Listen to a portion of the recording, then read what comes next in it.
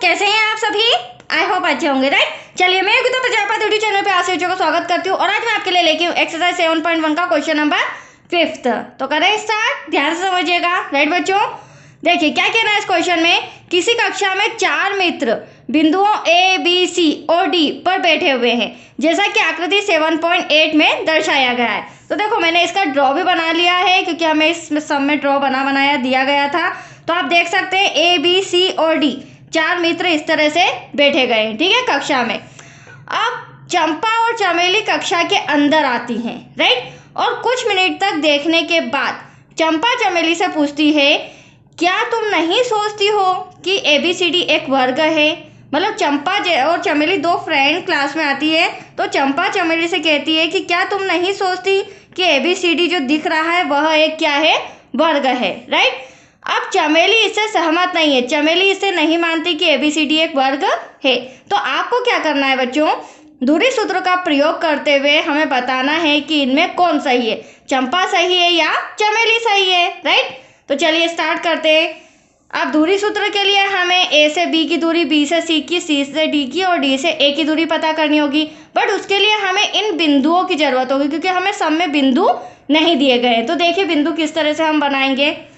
देखिए ये इम्पोर्टेंट है, इसमें आप देख रहे होंगे ये जो 3 है ये हमारी, पहले तो समझ लीजिए ये x की रो है हमारी और ये y की रो है, राइट बच्चों। अब यहाँ पर जो ये है x की रो में 3 और y की रो में 4, तो हम यहाँ पर लिख सकते हैं x, 4, मतलब a के निर्देशांक क्या हो जाएंगे 3, 4 हो जाएगा। और हमेशा ध्यान रखना x निर्देशांक पहले आता है और बाद में y निर्देशांक आता है।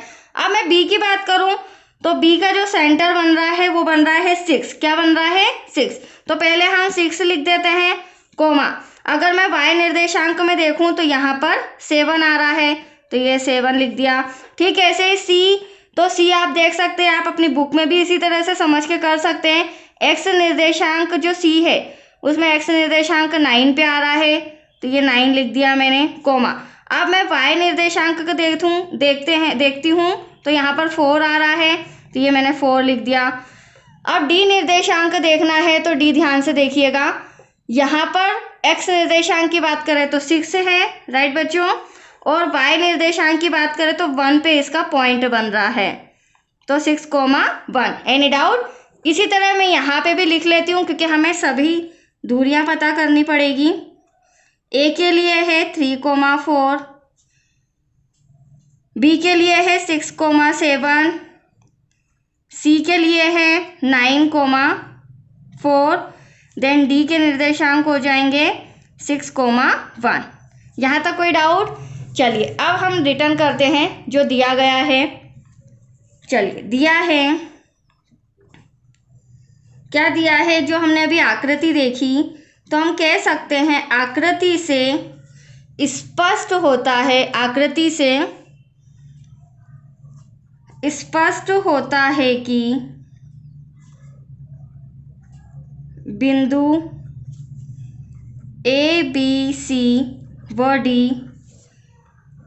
के निर्देशांक क्रमशः 3, 4, 6, 7, 9, 4 और 6, 1 है, राइट, जो अभी मैंने आपको ड्रॉ में समझाया था, राइट बच्चों। अब हमें दूरी सूत्र का प्रयोग करना है तो हमें क्या करना होगा, A से B की दूरी। तो यहाँ पर मैं ड्रॉ भी बना लेती हूँ, यहाँ पर हम लाइन भी खींच लेते हैं तो उससे और आपको क्लियरली समझ में आ जाएगा। हमें A से B की दूरी निकालनी है, फिर हमें B से C की दूरी निकालनी है, C से D की दूरी निकालनी है और फिर D से इस तरह से यहाँ पर हम खींच लेते हैं एक और रेखा, ये देखिए।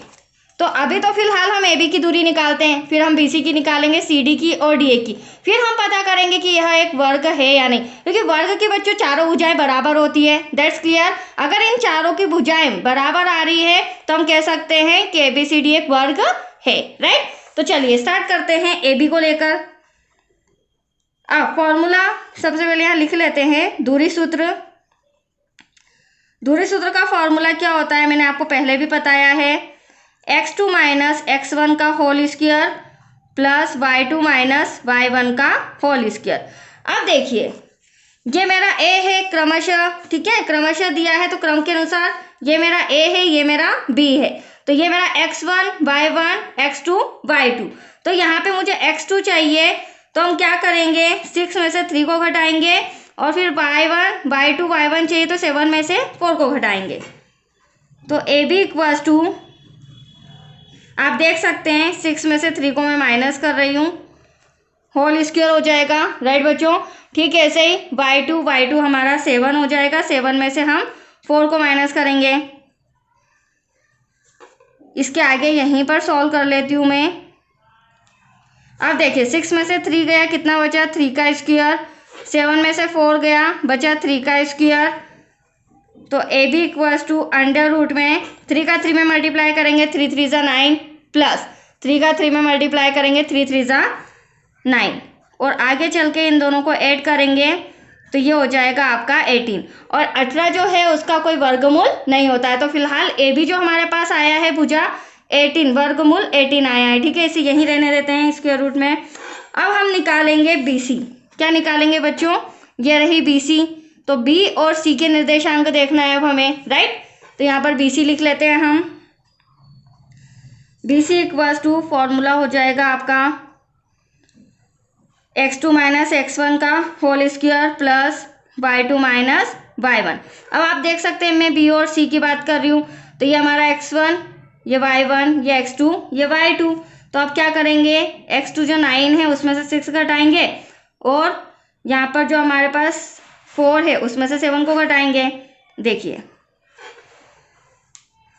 ये हो गया हमारा 9 माइनस 6 का स्क्वायर प्लस y2 4 माइनस 7 का होल स्क्वायर। आगे अगर मैं सॉल्व करूं तो ए बी इक्वल्स टू क्या हो जाएगा, यहाँ पर आप देख रहे होंगे 9 में से 6 गया तो कितना बचा बच्चों, अंडर रूट में 3 का स्क्वायर प्लस 7 में से 4 गया, बड़ी संख्या माइनस की है तो माइनस का 3।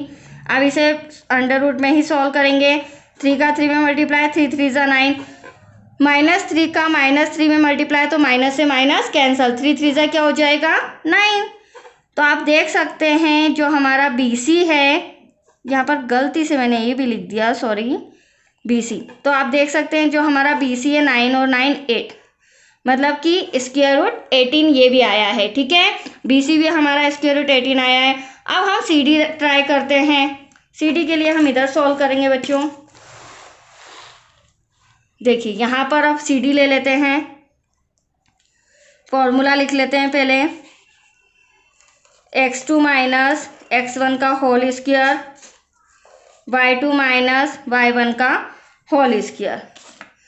अब देखिए यहाँ पर मैं c और d की बात कर रही हूँ, तो ये रहा c, ये रहा d, x1 y1 x2 y2। तो x2 मतलब 6 में से 9 को माइनस करना है मुझे और 1 में से किसको माइनस करना है, 4 को माइनस करना है, ठीक है। तो आप देख सकते हैं मैं यहाँ पर इस तरह से लिख रही हूँ, C D equals to under root में क्या आ जाएगा बच्चों, 6 माइनस 9 का होल स्क्वायर प्लस 1 माइनस 4 का होल स्क्वायर। आगे सॉल्व करेंगे तो सी डी इक्वल्स टू 9 में से 6 गया, बड़ी संख्या माइनस की है, माइनस का 3, वैसे ही 4 में से 1 गया, बड़ी संख्या माइनस की है, माइनस का 3, ठीक है। सी डी इक्वल्स टू, अभी मैंने बताया था माइनस का माइनस में मल्टीप्लाई करेंगे तो 3 3 ज़ा 9 प्लस का आ जाएगा, वैसे ही ये भी 9 प्लस का। अब सी डी इक्वल्स टू 18। तो देखिए किस्मत से हमारे तीसरी भुजा सी डी भी कितनी आई है, वर्गमूल 18 आया है। अब हम क्या निकाल लेंगे, डी ए निकाल लेंगे, राइट। तो चलिए यहाँ पर डी ए निकाल लेते हैं। देखिए D A equals to formula हो जाएगा हमारा x2 माइनस x1 का whole square plus y2 minus y1 का होल स्क्वायर। अब देखिए ये हमारा d है, ये हमारा a है, तो 6 में से 3 माइनस करेंगे बच्चों, 1 में से 4 माइनस करेंगे, राइट। देखिए DA इक्वल्स टू 6 माइनस 3 का होल स्क्वायर 1 माइनस 4 का होल स्क्वायर, राइट। आगे सॉल्व करते हैं। DA इक्वल्स टू 6 में से 3 गया, 3 का स्क्वायर, 4 में से 1 गया, बड़ी संख्या माइनस किए, -3 का स्क्वायर। DA इक्वल्स टू 3 3 ज़ा 9 प्लस 3 3 ज़ा 9। इनको जब हम प्लस करेंगे दैट्स योर आंसर, वर्गमूल 18। तो आपने देखा ये चारों भुजाएं AB बराबर है BC के, BC बराबर है CD के, और जो DA है वो भी इन तीनों भुजाओं के बराबर है। तो जब चारों भुजाएं बराबर है तो हम कह सकते हैं यह एक वर्ग है, राइट बच्चों।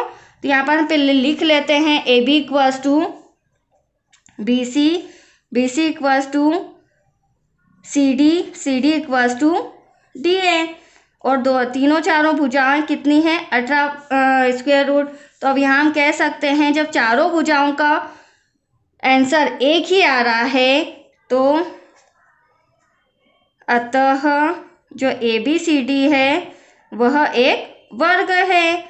और दोनों सहेलियों में कौन सही है, चंपा सही है, इसीलिए चंपा सही है।